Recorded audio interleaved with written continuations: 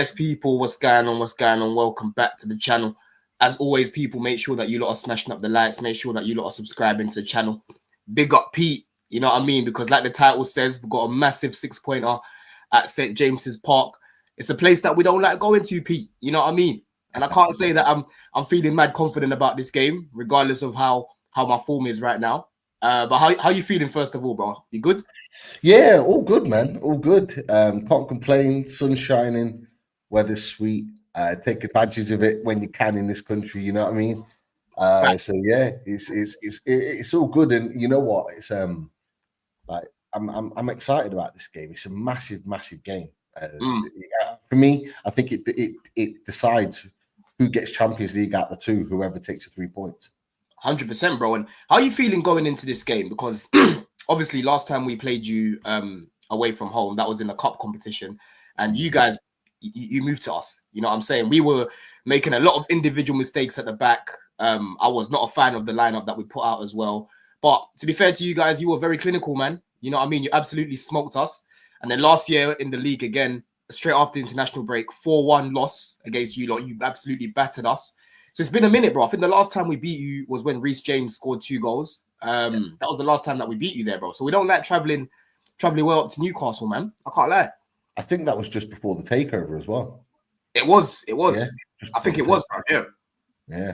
So it's been a while, and yeah, it's one of those. I'm not gonna lie. I'm kind of hoping that the recent form continues with that, because we have had the better of you in recent home games, and we're going to need it. We're going to need it going into this one, because you know you guys are in good form at the moment. What is it? Six wins in a row, something like that.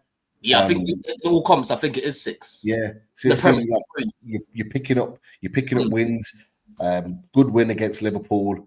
You know, you're in a good spot right now. So so if you be in the house, so yeah, it's one of them where I'm thinking, you know, home comforts are going to be needed to be able to get this result over the line. That's for sure.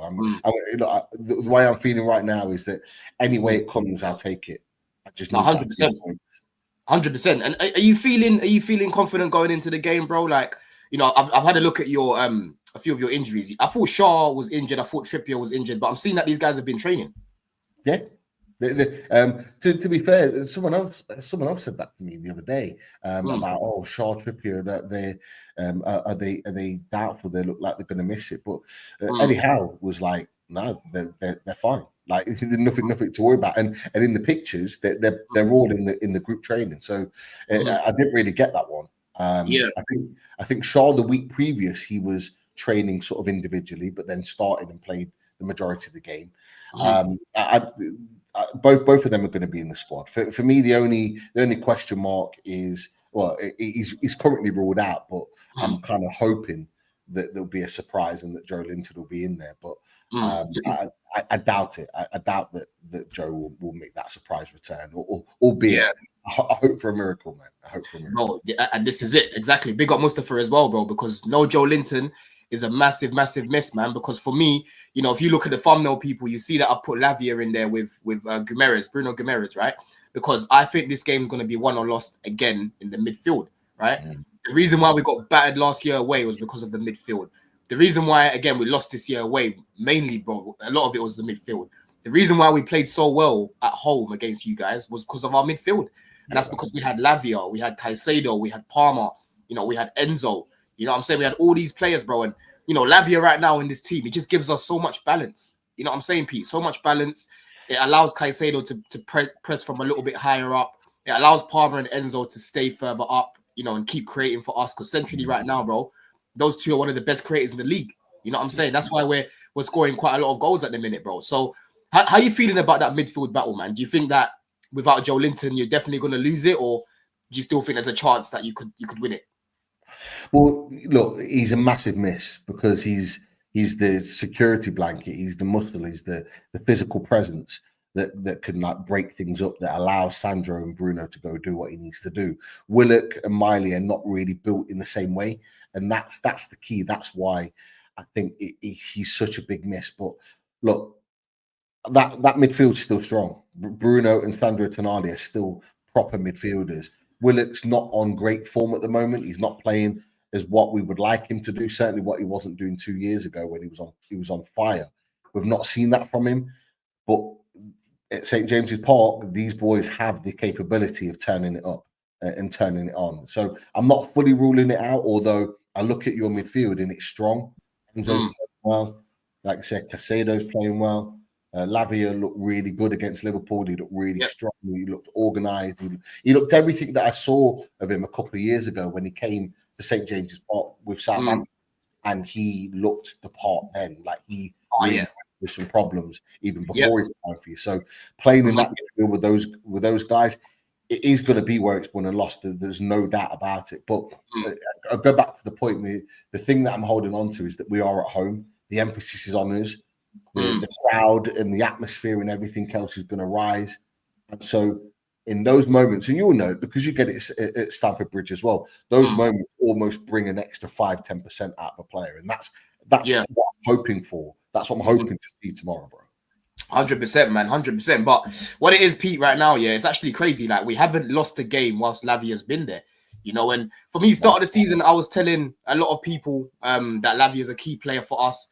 You know, some people were arguing with me, like, how can he be key when he's always injured? And I'm like, look, in terms of the fitness, you're more than right to criticize that, right? His fitness has not been good. But I'm referring to the ability and what he brings to the team tactically, right? When he's playing, he allows us, again, in that first phase to build up really, really well. You know, he dictates the game, bro. Like you're saying, he's very press resistant. When we lose the ball in the midfield as well, he's another person that can win the ball back for us. He allows Enzo not to... He allows Enzo less work off the ball, if that makes sense. You know what I'm saying? So he just allows us to flow a little bit more. The way he punches the ball in between the lines as well, bro, to find the likes of Palmer and Enzo is very, very dangerous. Because one thing about Newcastle, especially at home, you are going to press us high, right? You like to press man to man. And the thing about that with Chelsea, bro, like our build-up play when you press us, and if we're building up nicely with Lavia, it's dangerous. You saw what happened last you saw what happened at the bridge when Palmer picked up the ball deep, played the ball to Neto, that mad ball to Neto, right? And then Neto zips it across to Jackson. You know what I'm saying? So I need a big performance from Lavia. I need a big performance from Palmer. You know, he had a very good performance last week against Liverpool. So I'm hoping for the same again. You know what I'm saying? What's been the deal with Palmer there? Because obviously, I watched the game against Liverpool. He was brilliant, but for a couple of months now, I haven't really seen that from him. Like, what from a Chelsea perspective, what's been the reason for that? Yeah, there's been quite a few reasons, man. You know, I don't know if you've seen a lot of the criticism that Maresca's been getting. There's basically, it's been split between fans that want Maresca gone and fans that want Maresca to stay, right? Yeah. And you know, during the season, you know, this year we've seen Palmer played on the left half space. We've seen Palmer played on the right half space. But last season, we predominantly saw him playing on the right, where he was a lot better. You know what I mean? And even this season, for me, I've seen him in a lot of games where he started off on the right in the first half, playing really well. And then Maresca moves into the left and he's not as effective, right? But for me, I stopped just looking at that as a factor because when I was actually breaking down Palmer's game, there were so many things that he wasn't doing that he was doing last year in terms of the intent on the ball, right? Driving at players, you know what I mean? Trying to make people commit. It was a lot of safe football where he's like getting the ball and trying to cross it in and going for the safe pass. And I'm like, Palmer last season, bro, was trying to run through people. You know what I mean? Palmer last season was trying to do skills and trying to do a little bit of flair. You know, when you think of the goal against Spurs when Enzo Fernandez scored, right? Palmer in the corner doing the skills. You know what I mean? Against Newcastle, absolutely mad performance. I watched it again yesterday, specifically focusing on him. And he was balling that day. And the big reason why was because he was showing so much intent on the ball. And in that game, he was playing on the left. You know what I mean? He was playing in the left half space, right? So I always tell people, like, listen, Palmer, we rate this Palmer guy on a high level, right? Left or right, he should be able to perform regardless of the angles because we know how good he is and he floats regardless. You know what I'm saying? So there's been a mixture of him not performing to his best.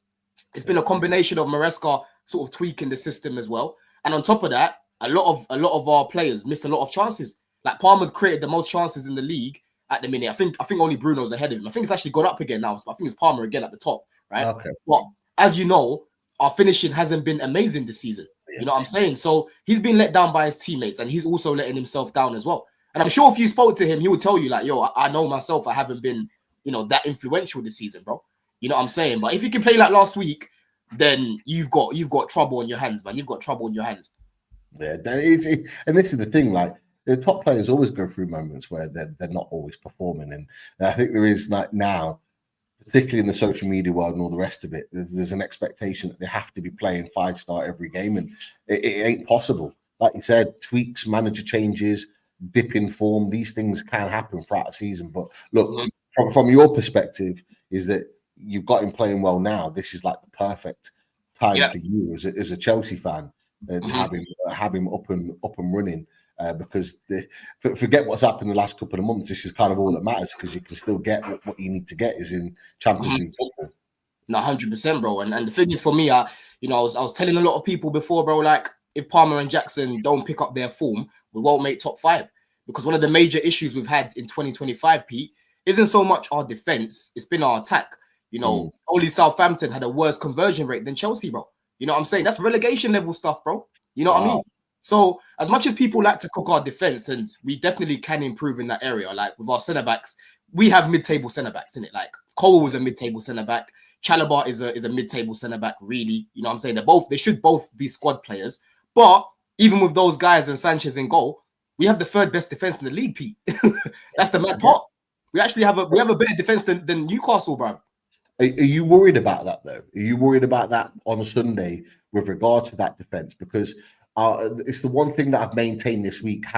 It's the one thing that's filled me with confidence going into this game. I have to say, I watched the game against Liverpool on Sunday, and although you won and deserved to win, you gave a lot of chances away to Liverpool that I was surprised that they missed. On another day, I thought they'd have punished you, and I'm looking at that. And I'm hopeful, because I'm thinking in my mind, if you allow us those chances at St. James's Park with Isak, with whoever is playing at football, if it's Murphy, Gordon, Barnes, they will punish you. That's the thing. So is that a worry for you that defense isn't quite on it at this point and going into that game? Because even though you won, you still conceding chances.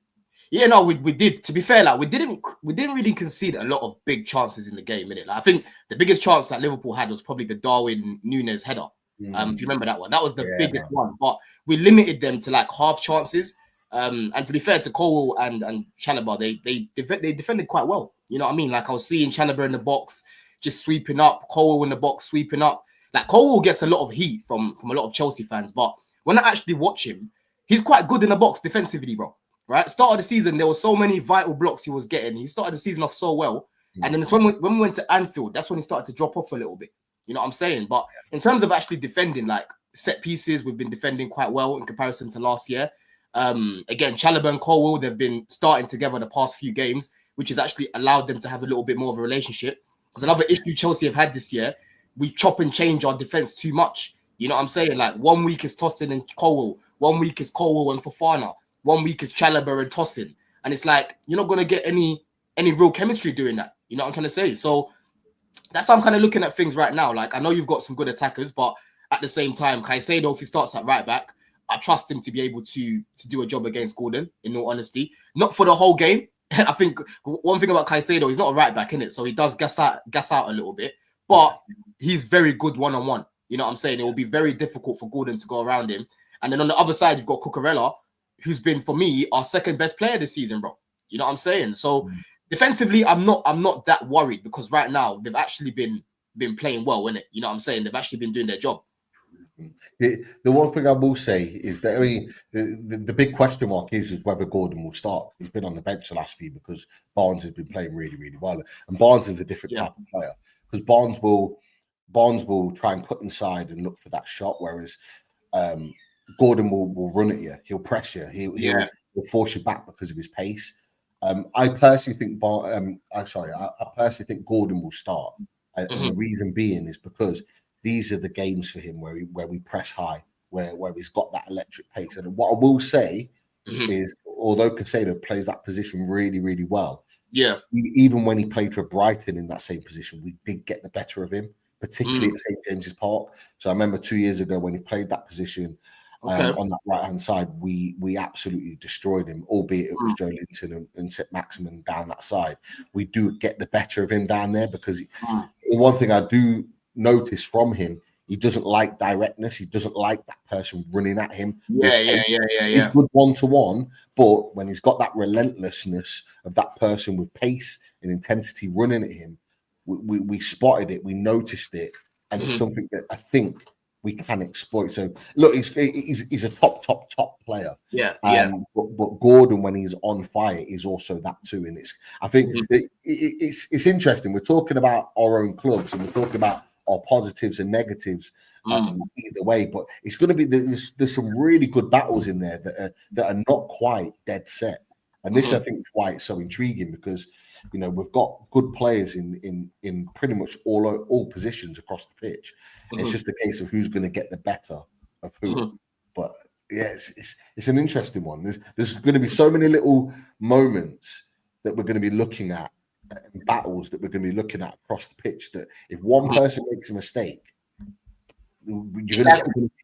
that's what it is, bro. If we're gonna give it's that same level of chances what Darwin Núñez got, that's gonna go in. You know what I mean? It's like right now, bro. Like how's he been in it recently, bro? You know what? It's a weird one because like his form has not been great, but he's still scoring. Like he scored a couple of penalties. He scored in game against Palace. To be fair, against Palace, he could have had like 6.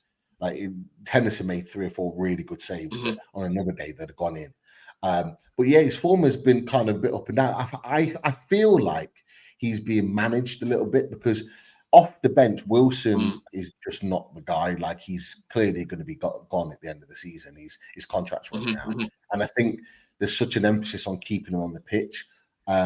Isak, I mean, and his form hasn't been amazing, but equally we haven't supplied him as good as what we could. Whereas he's got a really good relationship with Gordon, which is why I think Gordon will start. His relationship with him is good. Murphy has had a brilliant relationship with him. They've had like the crosses into the box and the understanding.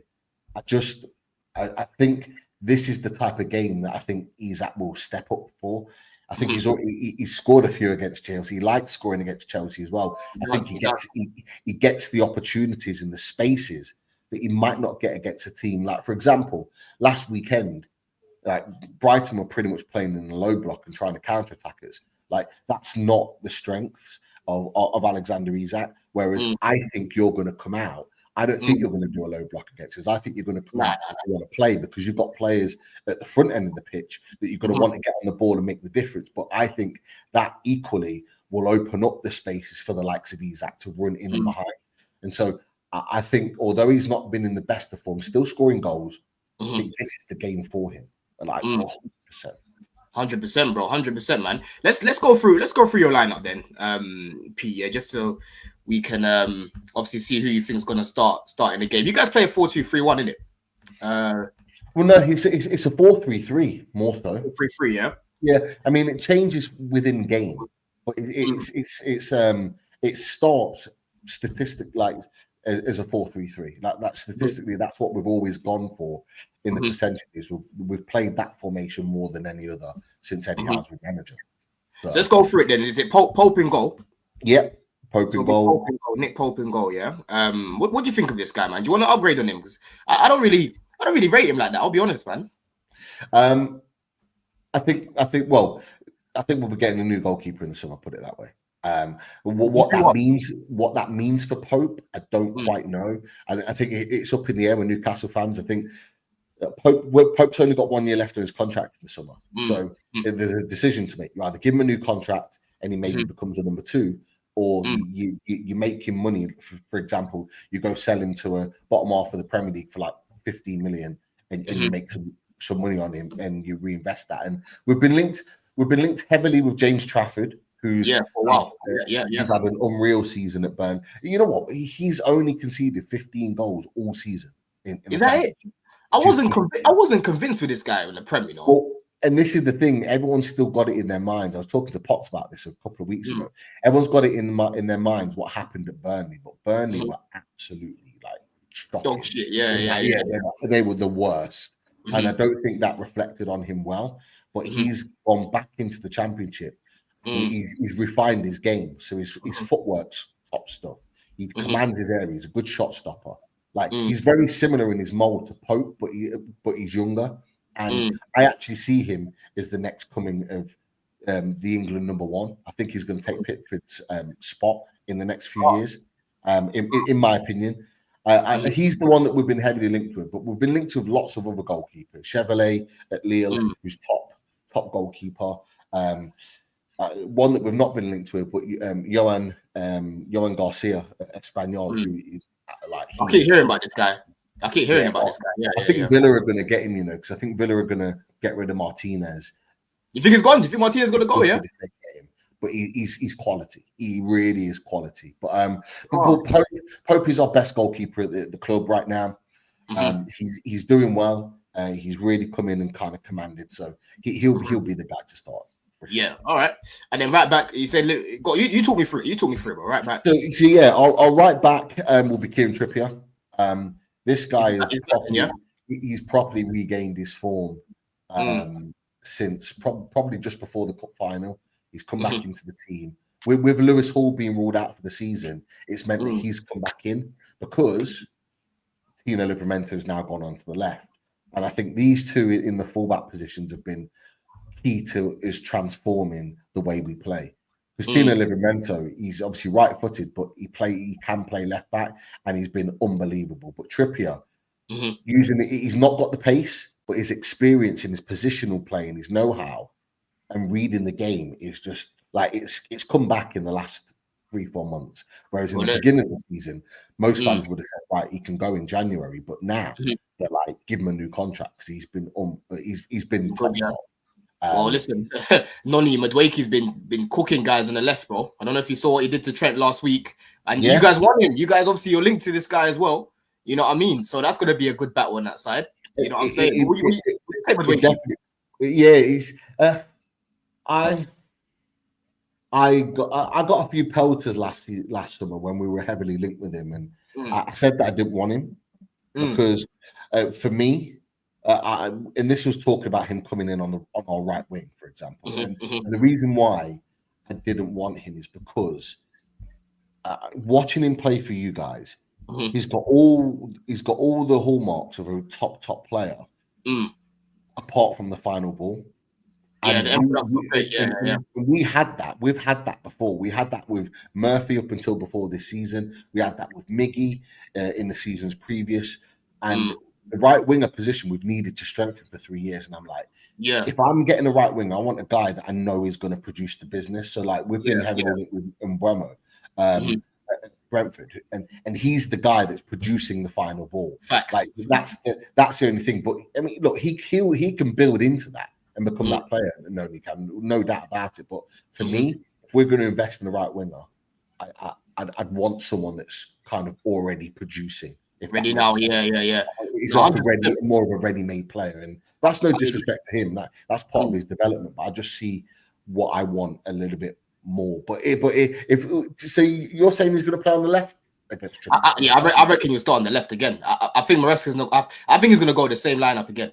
I think he's going to go the same lineup again, bro. So that'll be an interesting battle then. That'll be a very, very interesting battle with him and Trippier, because Trippier can come up against fast players. His positional play is really, really good. So it'll be interesting to see how he manages Noni, because pace-wise and trickery-wise, like Noni is a guy that will cause problems. That's for sure. 100%. I think the main thing for me, I've got a lot of time for this guy, man, because like you don't really find many wingers in this day and age, Pete, that want to take their man on the way that Noni likes to take their man on, right? Because football's just gone a little bit robotic. You know what I mean? Like. You know, it's pass, and Q, and I'm like, growing up, bro, I used to see so many wingers running at people. I used to see Lennon, I used to see Nzogbia, I used to see Dyer and fucking Routledge at Swansea, bro. I used to see like every team, Valencia before he went to United, and he went to United. Like every team had wingers, bro. Matthew Everington, you know what I mean? You had so many, like you could literally go through the whole league. And everyone's got wingers that are running at people, bro. You know what I'm saying? I'm a little bit older than you, bro. So I'm going back to the 90s. I'm going back to like Giggs and Kanchelskis. I'm going to like Keith Gillespie, although he's not a household name, he was a direct winger. David Ginola at Newcastle, that was just they were just ready to kill men, like 100%. kill their fullbacks and be relentless. There you go. So if you know to score and just be relentless, like that's what I miss. Even with you boys, Robin, and Duff, Mike Phillips. You know what I mean? Joe Cole, like you go back even in your era, like your boys back in the day, they were guys that people would be like getting up off their seat, wanting to pay their money to watch that. You're absolutely right. And you know what? I know we're sidestepping slightly, but yeah, you know what? That was so refreshing to see on Tuesday into Barca. You know, just to see that free flowing football again. I've missed it, man. I've missed it. 100%, bro. 100%, man. It's mad. Like I even. Was it yesterday? I think it's been, was it 12 years to the day or something like that, where Chelsea won the league and we beat, I think, was it beat Hull? I can't remember the team here. We beat someone 8-0. The season when Ancelotti first came in. You know what I mean? Yeah, it might have been Hull, you know. I think it was Hull. I think it was Hull that we beat, 8-0, bro. You don't really see that these days. You know what I'm saying, bro? But yeah, Yamal was cooking, man. So listen, I like these new batch of wingers that are coming through. You got the Yamals, you got the Dues. I'm sure you know about Esteval. We've got the Brazilian kid that's coming to Chelsea next year as well. He's another one that likes to, run at people. So yeah, these new batch of wingers and that, we need to bring that back into football, man, because it's got a little bit too robotic. But I'll let you go through the rest of your defense, bro. What's your second, there's a debate going on. Obviously, because Shaw came off at the end of the last game, people thought he was injured, but I don't think he is. Look, Sven Botman's fit now, and Eddie Howe said he's ready to start. But with Byrne and Shaw playing as well as they have done recently, I'm not sure where he comes in. So I'm going to go with Shaw and Byrne. So Byrne left back, Shaw right back, right centre back. Sorry, and Byrne left centre back. I'm going to go with that, just because that's been his go-to. But Botman won't be far behind. What I will say is that against Arsenal next week, I think we go with a back five. I think Botman fits right in between those two, but I don't think he'll do that on Sunday.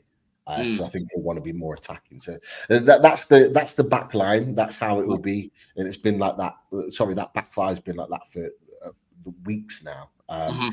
The midfield, Sandro Tonali in the middle. He'll be our number 6. He's been transformative to us. We changed him at the end of November and put him as a number 6 rather than number 8, and it's completely revamped our season, winning the Carabao Cup, being in a position where we're fighting for Champions League, whereas at that point we weren't anywhere near that. I think we were actually in the bottom half at that point when we made the change. But on the right hand side, Bruno Guimaraes.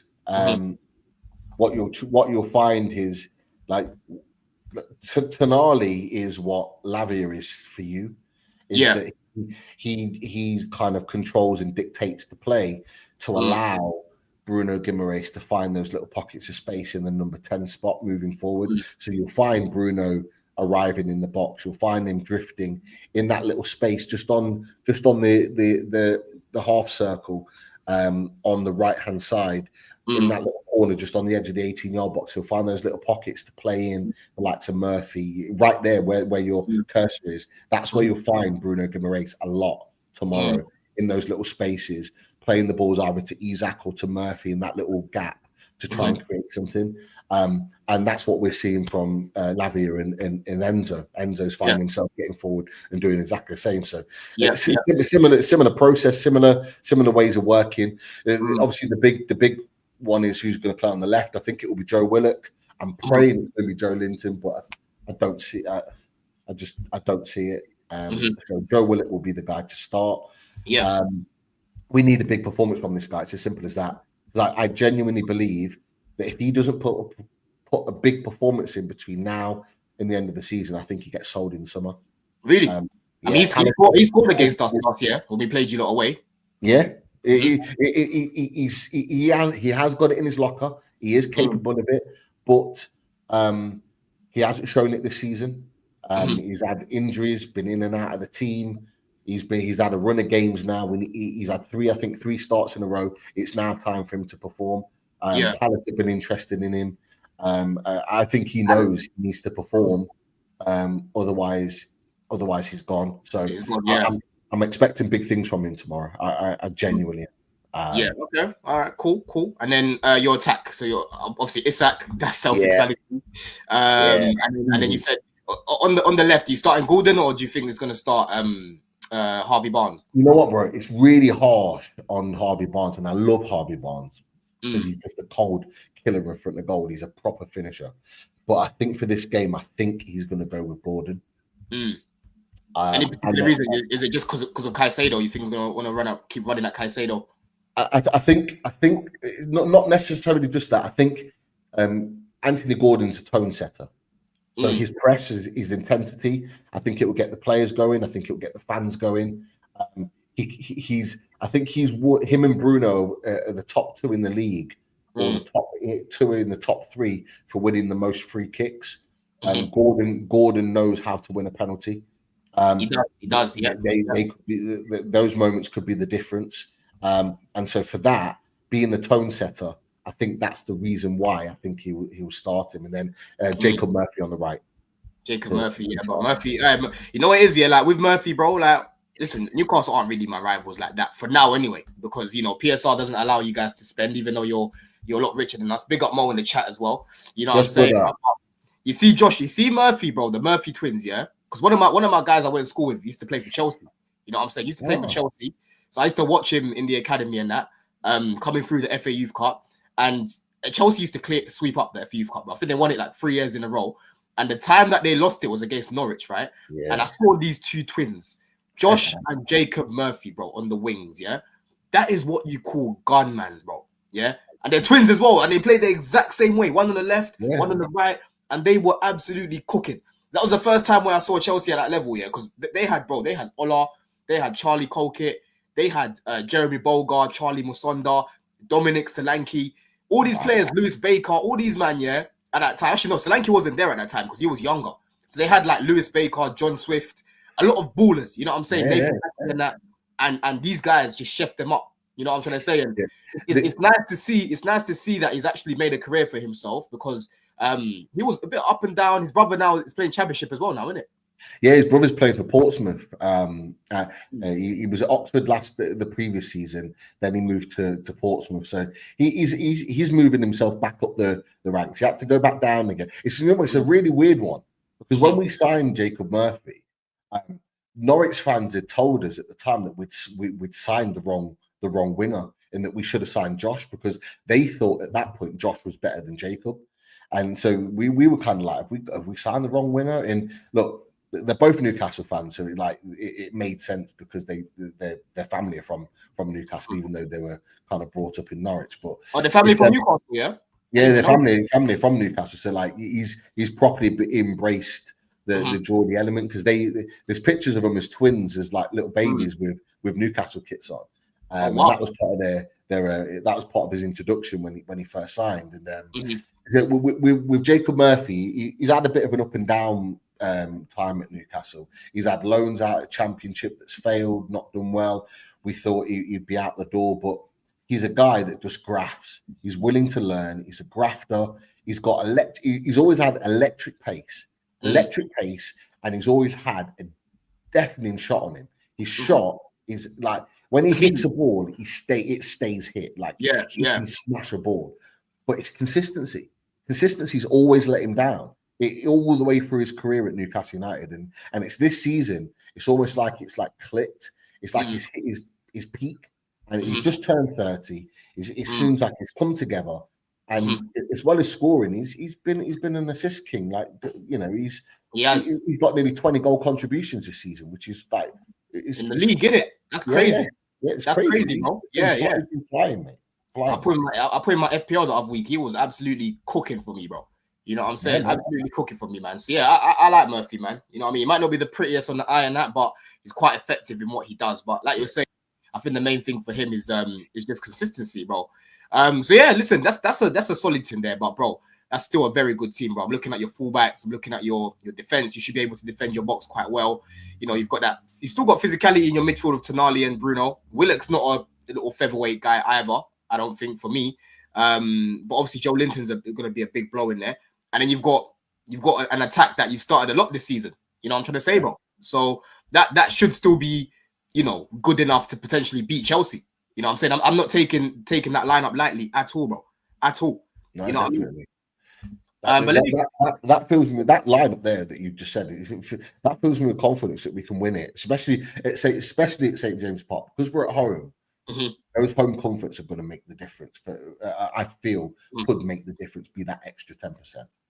Yeah, now I hear you, bro. I hear you, man. Let's go through Chelsea's one. What I'll do, I'll show you our shape on the ball. Because to be fair, we should have the ball, bro. Let me. Where is it? 3-4-2. Is it 3-4-2? No, this ain't it. This ain't the formation. Let me find this formation quickly. Where is it, man? All right, this ain't the one. Right, 3-2. There we go. Right, there we go. Yeah.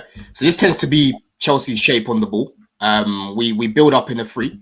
So you're gonna have Sanchez in goal for this one. To be fair to this guy, listen, I want him gone. I still want him gone. He's someone that I don't trust at all, because again, he's just, you know, he can just decide to throw the ball into the back of the net out of nothing. He can have a very good game that all of a sudden concentration's gone. You know what I'm trying to say? He was quality, to be fair.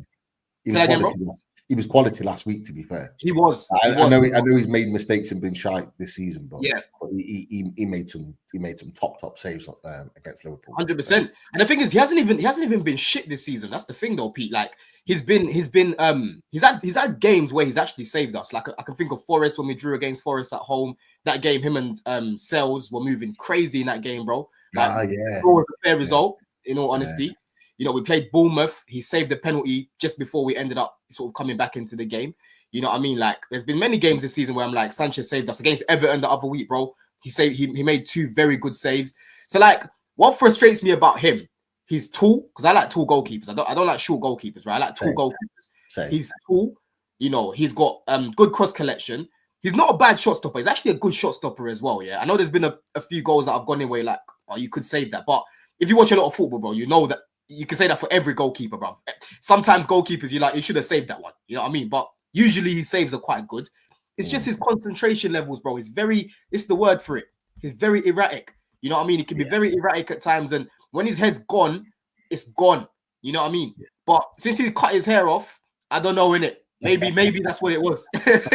Maybe that's what it was, Pete. Because since he's gone Malteser time, you know what I mean? He's been a little bit better, bro. You know what I'm saying? He's still got to go. Petrovic has been good this season. I'd rather give him the opportunity. You know, he doesn't make as much mistakes as this brother here. You know what I'm saying? But I need Sanchez to be locked in until at least the end of the season, because he's been playing well recently. I can't even lie. I tried to be as fair as possible. As much as I want him I tried to be as fair as possible. He's been good recently, bro. You know what I'm saying? Yeah. So Sanchez in goal. And then what you're going to have is obviously at the back, we're going to build up in the free. So usually what we do is Colwill will be playing centrally here like this. This is where I prefer him, actually, because in the wide areas, he's not the best. When he's playing centrally, he's got Chalobah that will be, you know, helping him out in the wider areas. Because Chalobah is someone that can actually play up right back in comparison to Colwill. Colwill at left back was abysmal. You know, last season Poch was killing this guy, bro. We spoke about it when me and Charlie went on your channel, bro, and we were fucking doing that therapy. I told you about this Colwill guy at left back. It was not good. You know what I'm saying?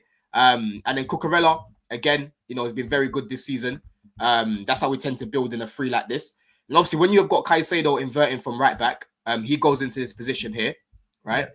So he'll go over here on the right hand side, and then you've got Lavia, you know, who right now it doesn't seem that he got injured in training or anything like that.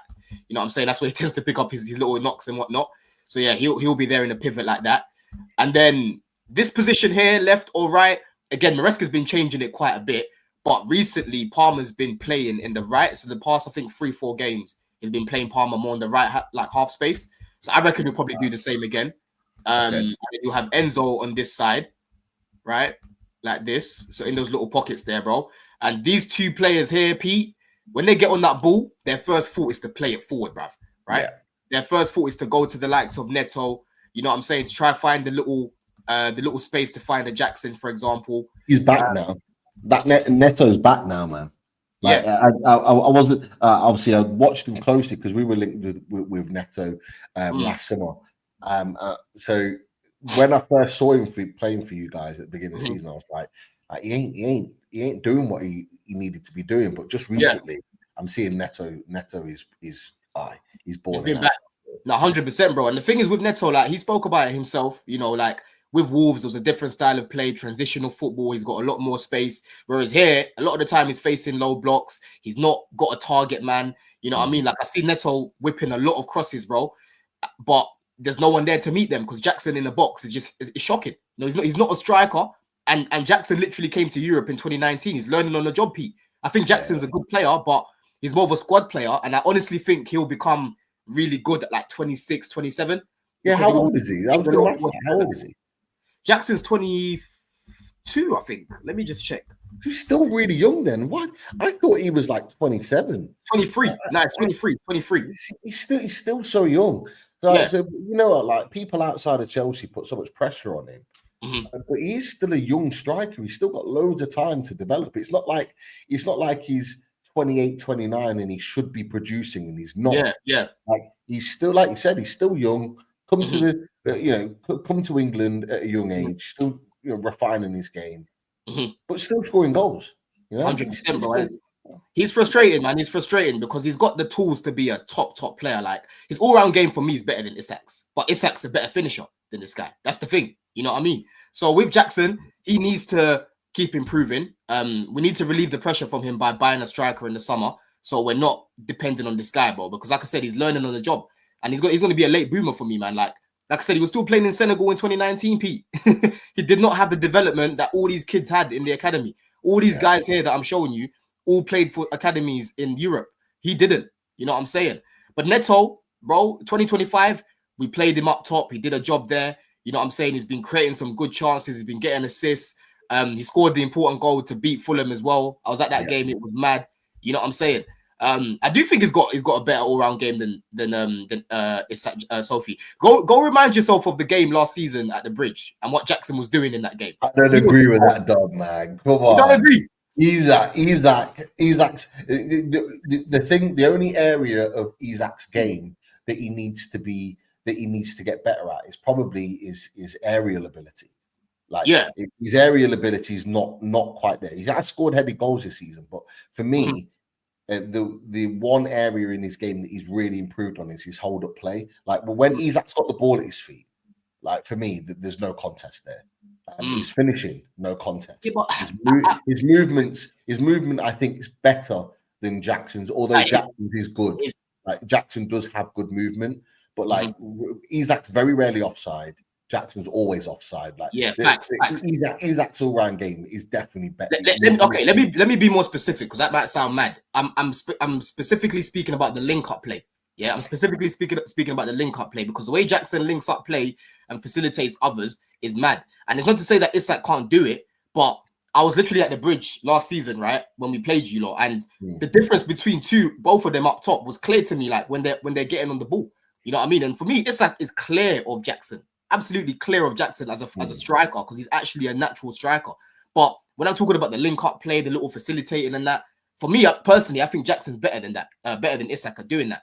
But in terms of being a striker, Isak is better than Jackson, 100%, bro. But yeah, like I said, with Neto, it's good, isn't it? You know, I need him to keep doing what he's been doing, man, because he's someone that can strike the ball quite well. He can strike the ball quite well, but he doesn't shoot enough. He doesn't really create enough separation for himself. But I honestly can't wait to see this guy with a striker, bro. Because even if we had like an Osimhen, he's whipping them into Osimhen. It's mad, Pete. He'll be getting so many assists, bro. You know what I'm saying? Yeah. You think that's the guy then, Osimhen? You reckon? Bro, listen, Osimhen, I think he would suit our team best. I'll be honest with you, man. When I watch our team and I see how many crosses we put in, I could just see Osimhen just absolutely, eating them up in the air, bro. Eating them up. Palmer puts in so many good crosses. Enzo, even Madueke's been putting in some crosses as well. Neto, you know what I'm saying? So I wouldn't mind an Osimhen, but at the same time, a Gyökeres, I'll take him. Aerially, I think Osimhen's the best one out of everyone right now. But I think Osimhen would really suit Chelsea, man, with what we're trying to do. That'd be a big signing, man. If you can get him. It would, bro. It would. You know what I mean? But yeah, that's the lineup there, man. But let's go through predictions. What are you saying, Pete, man? What are you saying for the game prediction-wise, bro? just looking at those two lineups for those two teams, it's there's battles all over the place that are going to need to be won for a team to win it. Look, I'm always going to back my team. You know that, Don. I'm always going to think, especially at St James's Park, that we can win. Sophie B's just hit the nail on the head. Like I think it's going to be close. I think it's going to be tight. I think both teams will score, but I think Newcastle may well just do it, just get the edge purely because we're playing at home.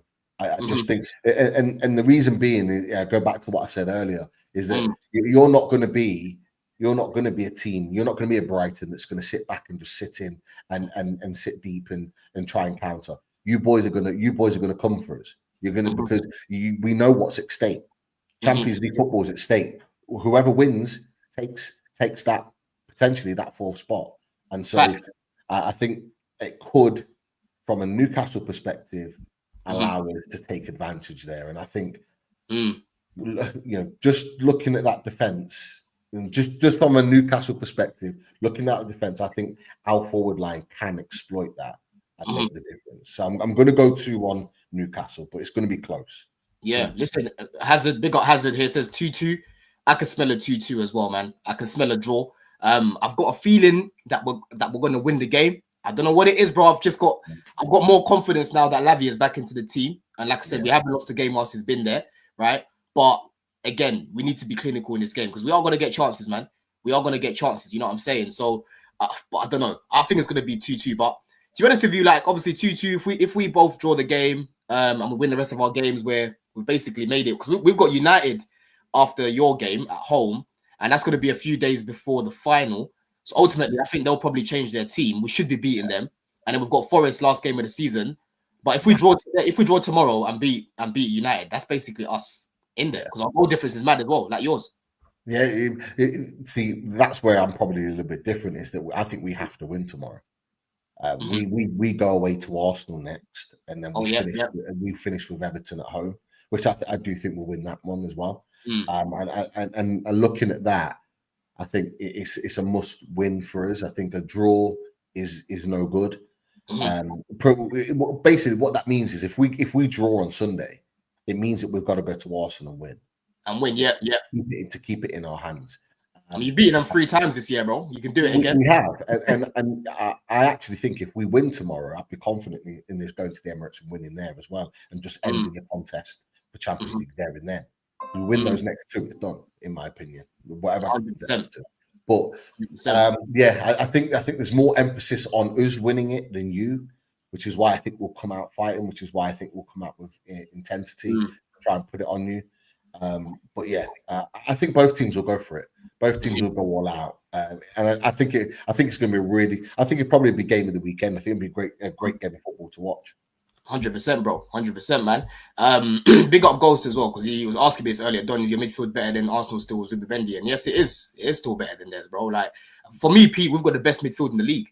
You know what I mean? Lavia, Caicedo, Palmer, Enzo, and then if you want to talk about Zubimendi, we've got fucking Andre Santos coming right in the summer. And you've got Asugo that we signed as well, cover for Caicedo, bro. And we're looking at Rodgers apparently. You know what I'm saying, bro? Yeah. I would relax, bro. Hazard, tell me what midfield's better, bro.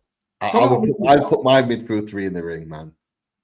I'd take Willock out and Joe Linton in. I'd put our midfield up against anybody's. So look, Pete, we've got Palmer right now hasn't even been performing the way he was last year in a lot of the games, right? He's still sitting on over 20 GA, which is a sign of a good player. You've got Enzo Fernandez, bro, best return this season from him, and he's sitting on over 20 GA all comps as well. Yeah, both of them have created top 4 chances in the league. They're one of the best creators in the league, factually, right? Caicedo for me has been the best midfielder in the league. No one's been better than this guy for me. And in terms of defensive midfielder as well, I can't think of anyone in Europe better than this guy, bro. You know what I'm saying? And then Lavia is self-explanatory, bro. Like when this guy's there, you see how cold he is. You know what I mean? So I don't know. Like when I'm saying these things, when I actually break it down, it's like I'm not saying mad things here. If Real Madrid had that midfield, people would be absolutely going crazy over that midfield, bro. You know what I mean? And I rate Newcastle midfield. I think Newcastle's midfield is definitely. I'll probably say top 3. I like Aston Villa's midfield. I like Newcastle's midfield. I like Chelsea's midfield. I think ours is top. I think ours and yours is probably top 2. I think Villas probably comes in as a third. I think it's depending on opinion who's top, who's second, but I think ours are probably top two when you look at it like names and players and the way the team, the way the midfield works. I think ours would probably say top two for sure. 100%. I think Newcastle's midfield is better than Arsenal's. You know what I'm saying, Ghost? So big yourself up, man. Sophie says, I actually do think Chelsea's midfield is good, but I just think Newcastle's better. Fair enough, Sophie, man. But yeah, I think you need to watch a little bit more Chelsea, and you'll see how we progress play centrally, right? And the stats came out the other day. The team that progressed to play centrally the most is Chelsea, bro. You know what I mean? And Aston Villa are behind us, right? They've got Tielemans in there, they've got Rodgers in there, they've got Onana, they've got McGinn. I like their midfield as well. Man. Liverpool's midfield's okay, but the person that lets them down is probably Szoboszlai. He's good off the ball, but he's not that great when it comes to like creating and even scoring goals. I thought this guy would score more goals, bruv. You know what I'm saying? Listen, people don't like this, bro. Tell me what midfield's better than. Yeah, I've just told you, Caicedo, Enzo, Palmer, Lavia, bro. That's a very good midfield. And all the metrics, like I said, they're creating chances, they're scoring goals. Caicedo, all the defensive metrics is up there. You know what I mean? So I don't understand. You keep saying calm down. It's not calm down. It's a very good midfield, bro. You know what I mean? Oh, yeah, but listen, love for hopping on, man. Let them know where they can find you, bro. Yeah, as you can see above me, Loaded Mag, NUFC, Newcastle channel, talking all things Newcastle. We will be reviewing the game tomorrow evening, win, lose, or draw. So definitely come and join us. Come and put a comment in the chat. Go and give us a subscribe and a like, but make sure you do the same to Don CFC as well. Make sure I can see one or two Newcastle fans, people that are in our chat on a regular.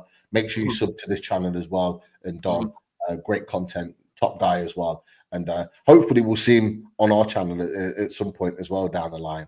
Oh, no, 100%. I was meant to be on the other day, but I had a new show that I'm doing with like Tobes. I don't know if you know Alexis and also Javon as well. So we started a new show. So that's the reason why I couldn't hop on people. But yeah, me and Pete will definitely cook something up. Even in the summer, bruv. You know what I'm saying? We'll cook something up there as well. 100%. You know what I mean? But at least we've got 84 people for early stream, which is good. You know what I'm saying, people? So make sure that you lot are smashed up the likes. And Chels, let's get these lot, man. Our way, man.